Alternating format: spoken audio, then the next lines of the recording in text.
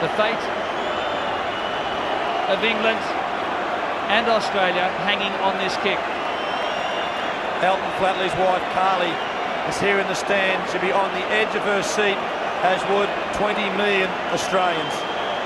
He kicked the first penalty goal of Rugby World Cup 2003, but this is the most important of all.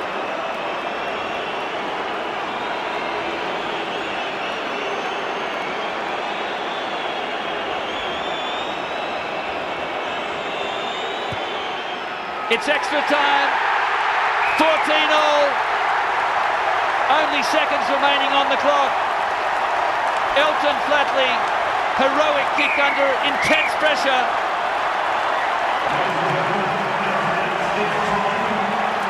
Andre Watson calling for extra time. The players aren't quite sure what to do, whether they stay on the field or they go in the dressing shed.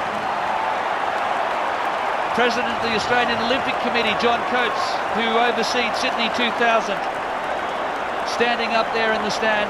George Gregan's called the Wallabies into a huddle. Same too for the England team. Martin Johnson pulling the England team in, giving them instructions. All of his experience will be used now. What about the kick and the pressure that young Elton Flatley would have been under to level this game? Nerves of steel. Absolutely incredible. And it's 14-all here at Telstra Stadium.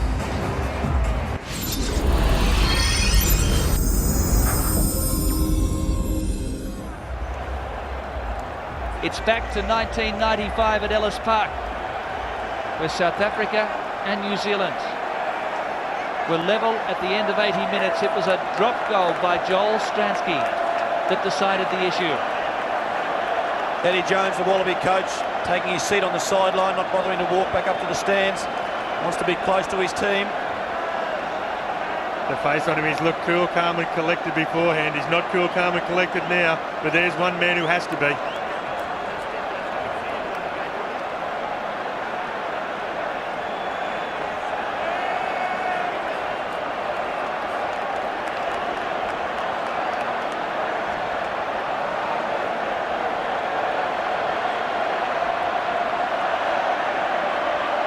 Glenn Ella, Eddie Jones and Ewan McKenzie, who's bitten his fingernails away, down on the touchline as we revisit the Rugby World Cup final of 1995 at Ellis Park.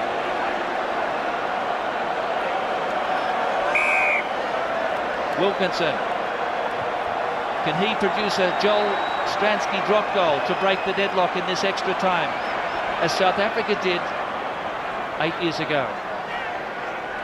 Australia back from the dead in that last 60 seconds with Flatley's penalty goal to force it to extra time. Now it's 10 minutes each way. And this is where the fitness that these players have been doing over the last 6 or 8 months comes to the fore. Extra time.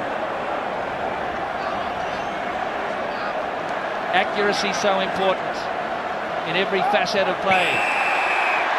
And it was a free-for-all in the line-outs. Australia taking out their opposites. Jason Leonard is on the field, the world's most capped player. Let him be once he's in the air. And taking the man out in the air, Justin Harrison. Wilkinson coming up for a shot.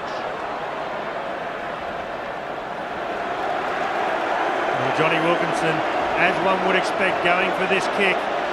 Slight wind behind him. Will he have the legs? But there's still plenty more to go in this game. It's the old bull of England versus the young bull of the Australians. Who will last out this titanic battle?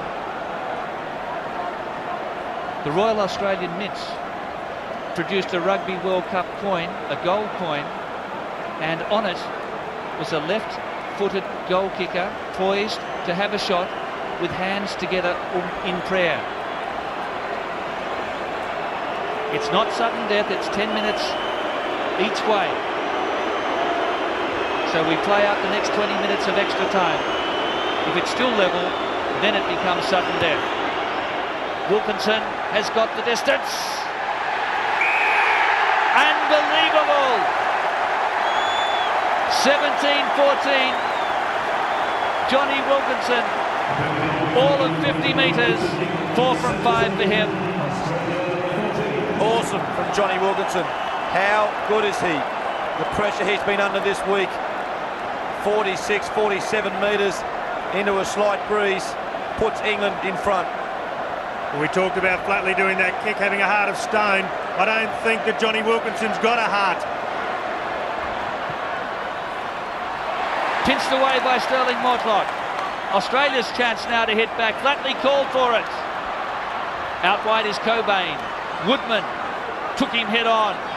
Joe Roth calling for it on the left. Huge pass. Phil Waugh somehow took it. He really did well to pull that one down. Advantage over here is Larkham in the last line of defence for Australia. Matt Dawson coming through. Nothing silly here.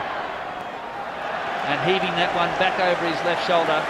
But England up into the attacking zone, and they lead by 17 to 14, a 3-point advantage, just as they did with a minute to go. Smart play by Matt Dawson. He knows where he wants to play this game. He's just popped that ball back over the top of his forwards and put England back on the attack.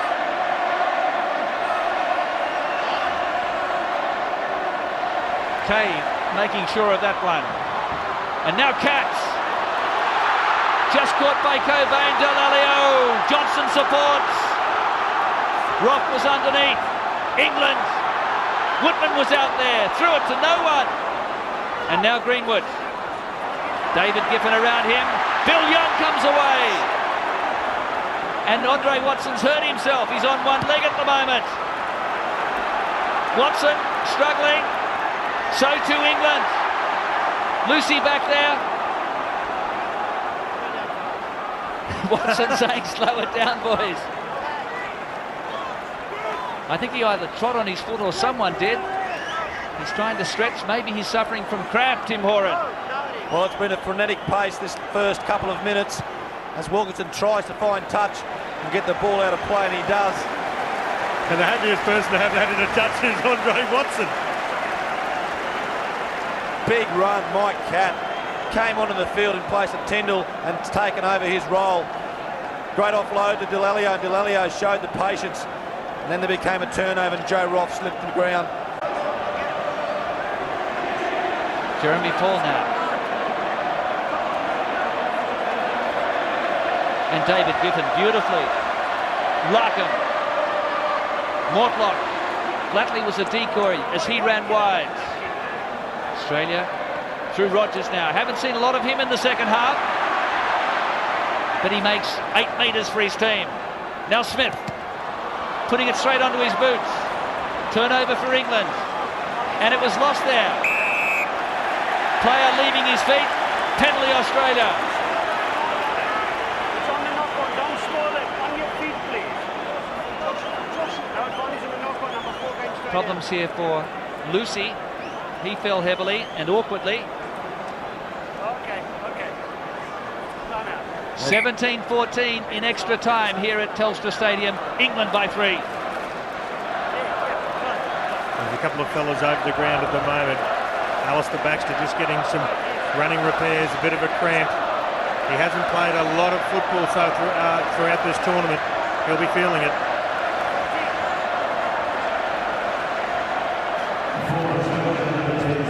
Ian Bullshaw set to take the field.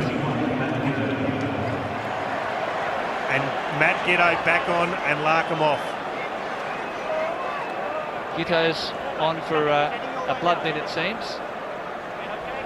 I don't think they'd be replacing Stephen Larkham yet after his drop goal in the semi-final in 1999 in extra time. Well, that man Giddo, they've spoken about him.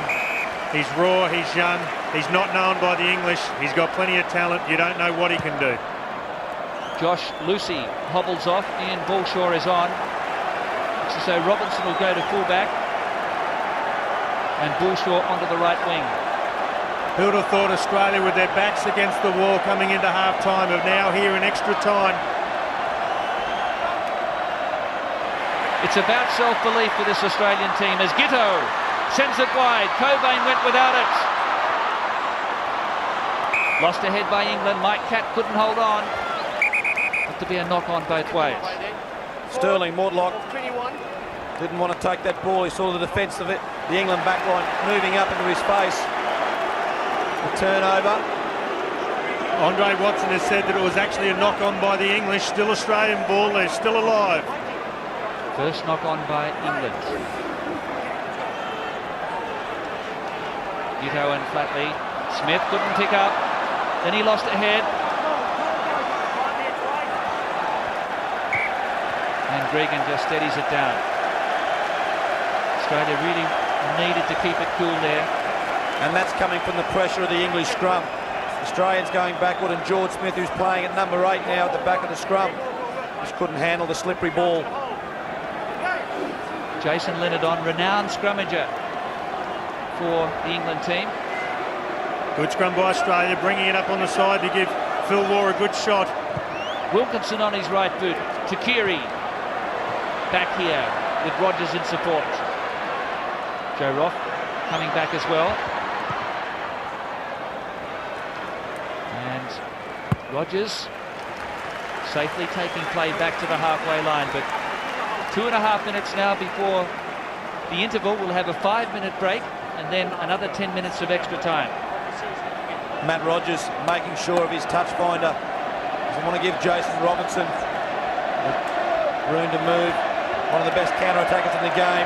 And Rogers making sure, especially in this last 40 minutes, that he's finding touch. Here's Dawson. And Katz! Brilliant timing. And again, it was a great tackle by Matt Cobain. He's pulled off a couple of excellent tackles as England go wide for Bolshaw. Takiri takes him. Now Delalio. Australia with plenty of cover there. England looking for another score before this interval in extra time. Neil back, leaves it for Dawson. Wilkinson on the left. Ben Cohen, Australia's defence, holds its line. This is where Australia has to be disciplined. Drop goals on for Mike Katz. Charged down by Justin Harrison, and Phil Waugh has it. Unfortunately, when the charge down went, it ricocheted off automatically. Phil Waugh's put his hand out. We see the go for the drop goal. Harrison puts his hands up, it reflects off him, hits Waugh and gets knocked forward. It's still England's ball, 22 metres out, hot on attack. And the drop goal's also a potential scoring situation here with a strong England scrum. Hasn't Mike Cat pressed himself when he's come on this field so far? He's had a great impact. Wilkinson to Cat. Brilliant tackle by Gregan. Left foot shot from Johnny Wilkinson.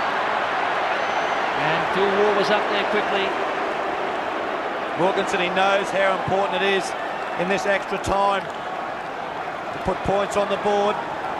Only 30 seconds left in this half of the extra time.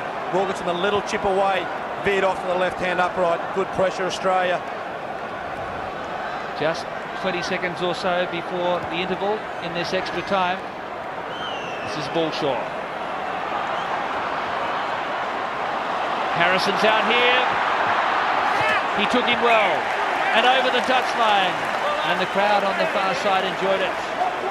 Justin Harrison suffering from cramp. Bolshaw saw some space, but Harrison closed it down quickly. Andre Watson calling for play to continue as Harrison's down on the sideline. This will be the last play before the break. And that one going off the side of the boots. Andre Watson says we'll have half-time. It's a 5-minute break. It's England ahead in extra time. Another 10 minutes to go. And the visitors leading Australia by 17-14.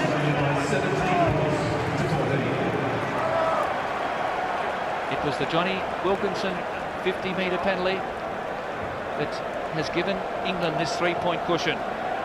Well, England came out of the blocks in that first 10-minute period, got the 3 points. Again, will they try and hold on to it, or will they again go on the attack? Australia is still in this game. Players are going down with cramp. They are all hurting. But the biggest thing is who will go through that pain and come out the victor. It's all a game of chess now. 10 minutes to go. Australian players need to get back up, put the pressure back on the English side. Eddie Jones and George Gregan saying exactly what they have to do in the next 10 minutes of this extra time in World Cup 2003.